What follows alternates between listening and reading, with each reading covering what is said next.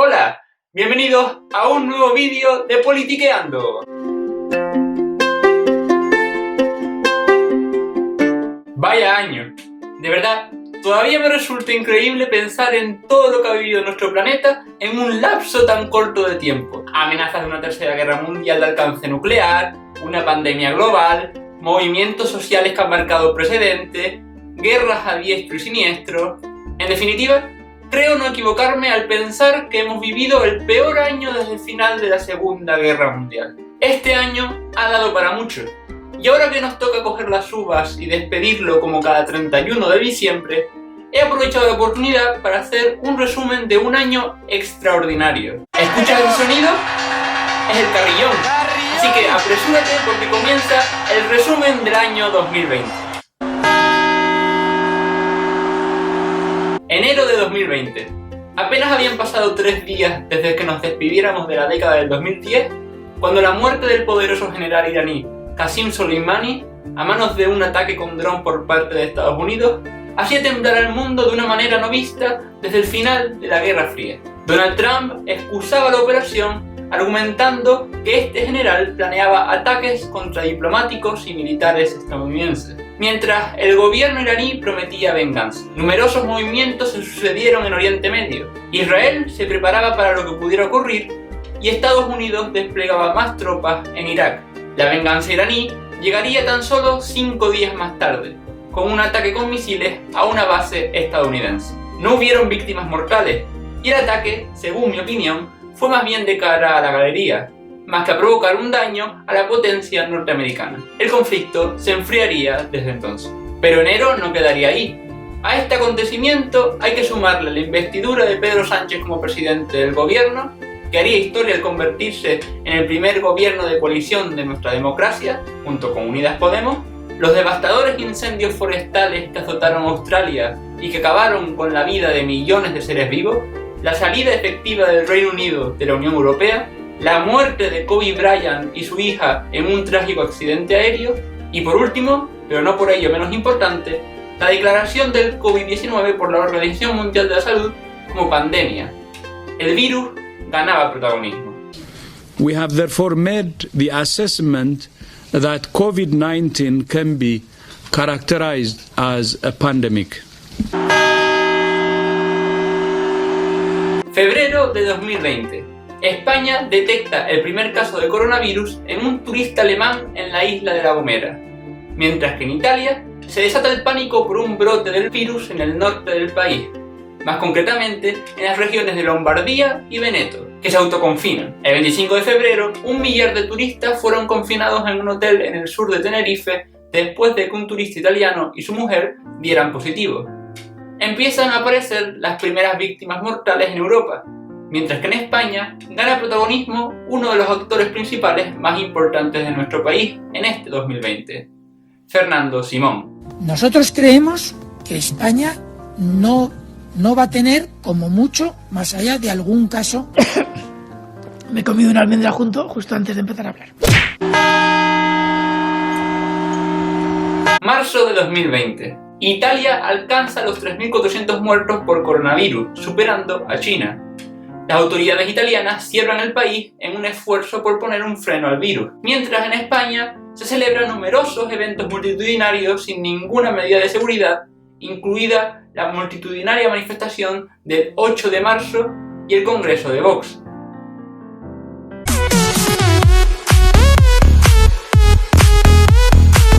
De estos eventos, numerosas figuras políticas de gran relevancia, incluidos Javier Ortega Smith, Irene Montero y Carmen Calvo, serían contagiados por el virus. Tan solo 10 días más tarde, Italia confina a su población y los casos por COVID-19 empiezan a dispararse en nuestro país. El 13 de marzo, Pedro Sánchez anuncia la declaración del estado de alarma y el confinamiento de la población. En el día de hoy acabo de comunicar al jefe del Estado la celebración mañana de un Consejo de Ministros extraordinario para decretar el estado de alarma en todo nuestro país, en toda España, durante los próximos 15 días. La España de los balcones se hacía hueco en la prensa internacional. Los españoles permanecerían confinados hasta mediados de mayo. Abril de 2020. Tan solo un mes después de declarar el confinamiento total de la población, España se convierte en el país con mayor letalidad del mundo y se acerca a los casi 1000 muertos por COVID-19 al día. Debido a la enorme cantidad de fallecidos, en Madrid se habilita el Palacio de Hielo para almacenar los féretros, dejando imágenes sobrecogedoras. Todos los hombres y mujeres que han fallecido no han estado solos. No les hemos podido salvar la vida, pero que sepan que por parte de nuestras Fuerzas Armadas, de la UE, del Ejército de Tierra, siempre han estado con ellos. No les han dejado solos ni un minuto. Por su parte, Donald Trump declara que Estados Unidos retirará los fondos de su administración a la Organización Mundial de la Salud por su vinculación con China. De hecho, desde ese país nos llegaría la primera noticia para la esperanza. El 8 de abril, China reabre Wuhan, el epicentro de la pandemia, después de un bloqueo de 76 días. A nivel político, Joe Biden se convierte en el candidato demócrata de facto para la presidencia de los Estados Unidos, tras la retirada de su rival Bernie Sanders. Mayo de 2020. El asesinato de George Floyd a manos de la policía desata una ola de protestas sin precedentes a nivel federal. El movimiento conocido como Black Lives Matter ocupa las principales ciudades de los Estados Unidos. El país norteamericano aumenta su polarización entre los partidarios del movimiento y los que la acusan de los graves desórdenes públicos que se suceden. Por su parte, en Venezuela tiene lugar la Operación Gedeón, el intento de desembarco de grupos armados en Venezuela con el objetivo de derrocar a Nicolás Maduro. El estrepitoso fracaso de la operación supuso un gran golpe para la oposición liderada por el presidente interino Juan Guaidó. Junio de 2020. Un año después de que se iniciaran las protestas de Hong Kong contra la nueva Ley de Seguridad Nacional china que pretendía coartar la autonomía de la región, poco o nada parecía haber cambiado, a pesar de estas protestas. El régimen de libertad de hongkonés, que contrasta con el régimen autoritario chino, estaba en peligro. Las manifestaciones se intensificaron. Por otro lado, cerca de Hong Kong, el régimen de Pyongyang, Corea del Norte, destruye por sorpresa la oficina de enlace intercoreano, alejando las esperanzas de que las dos Coreas alcancen por fin la paz. Julio de 2020. A mediados de este mes se celebran las primeras elecciones tras el inicio de la pandemia, con exhaustivas medidas de seguridad.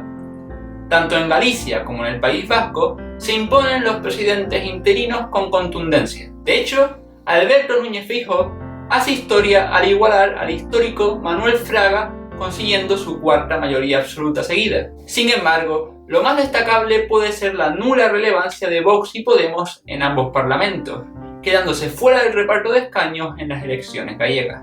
En el panorama internacional, la Unión Europea aprueba un fondo de recuperación histórico de más de 140.000 millones de euros para ayudar a aquellos países más afectados por la pandemia. Este acuerdo y sus claves te las contaba aquí, más o menos. Así que no te lo pierdas. Agosto de 2020. El 4 de este mes, el mundo miraba perplejo al Líbano. Una enorme explosión en el puerto de Beirut dejó 202 muertos y más de 6.500 heridos. El origen fue un incendio en un almacén con casi 3.000 toneladas de nitrato de amonio, un químico que en ocasiones se usa para fabricar explosivos. Una ola de solidaridad se extendió a nivel global en favor de Beirut. No obstante, a este suceso hay que sumarle las protestas en Bielorrusia contra el considerado último dictador de Europa, Alexander Lukashenko, por un supuesto amaño en las últimas elecciones presidenciales, el anuncio de una ley por parte de Estados Unidos para prohibir la famosa red social TikTok como parte de su guerra comercial contra China, y el descubrimiento de una vacuna por parte de Rusia.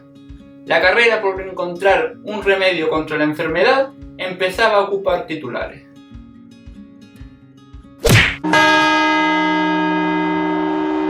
Septiembre de 2020. Tan solo 3 meses pasaron de esto. Hemos derrotado al virus y controlado la pandemia y doblegado la curva porque el gobierno de Euskadi y el gobierno de España hemos trabajado juntos, unidos. A este mensaje del presidente del gobierno. como presidente del Gobierno es ser fiel a la realidad y exponerla sin adornos y con toda crudeza a los ciudadanos y ciudadanas. La situación es grave. En medio, las autoridades ya eran conscientes de que faltaba mucho por vencer al virus, y cualquier relajación en las medidas era un balón de oxígeno para que la COVID-19 actuara de nuevo. Sin embargo, los mensajes triunfalistas eran la tónica del momento, mientras se preparaba una vuelta al cole que se esperaba caótica. A esto hay que sumarle el inicio de las hostilidades entre Armenia y Azerbaiyán por la región del Nagorno-Karabaj, que puso en vilo a todo el Cáucaso. Un conflicto que también te conté aquí. Octubre de 2020. 5 años después del atentado contra la redacción del semanario satírico Charlie Hebdo, una ola de nuevos ataques por parte del fundamentalismo islámico azotaron el país galo. El 16 de octubre de 2020, Samuel Paty, profesor de historia, fue degollado a manos de un joven de 18 años, supuestamente por mostrar caricaturas de Mahoma, en el marco de una clase sobre la libertad de expresión. El asesinato levantó una ola de indignación a nivel internacional, por lo que supone un ataque contra los cimientos de la Unión Europea, basados en la libertad y la concordia. El profesor fue despedido en un funeral de Estado y la expresión "Je suis prof" se convirtió en el grito unánime de una sociedad harta de vivir en un régimen de terror. Por su parte, el 26 de octubre, Chile aprueba por abrumadora mayoría cambiar la constitución del dictador Pinochet, lo que se convierte en un hito mundial y para muchos en un triunfo de la democracia. Noviembre de 2020. El 3 de ese mismo mes, el mundo mira fijamente a la primera potencia mundial, Estados Unidos. Después de una campaña anómala, pero muy bronca, The question is, the radical left. Will you shut up, man? Listen, who is? Keep yapping, man. The people. You used the word smart. So you said you went to Delaware State, but you forgot the name of your college. You didn't go to Delaware State. You graduated either the lowest or almost the lowest in your class. Don't ever use the word smart with me. Y el positivo por coronavirus del presidente Trump semanas antes de las elecciones, Estados Unidos se preparaba para un acontecimiento histórico. Joe Biden se presentaba contra el presidente interino Donald Trump en lo que para muchos era un plebiscito por la democracia y la posición hegemónica del país norteamericano en el mundo. Durante la noche de las elecciones, el recuento parecía favorecer al republicano. De hecho, Trump se declaró ganador a altas horas de la madrugada. No obstante, ningún medio había pronosticado un ganador, y los analistas pronosticaban que el voto por correo beneficiaría al demócrata. De hecho, así fue. Días más tarde, Joe Biden cogía la delantera en los estados clave, y Donald Trump pedía parar el recuento de votos bajo acusaciones de fraude. All of a sudden, everything just stopped. This is a fraud on the American public. This is an embarrassment to our country. We were getting ready to win this election. Frankly, we did win this election.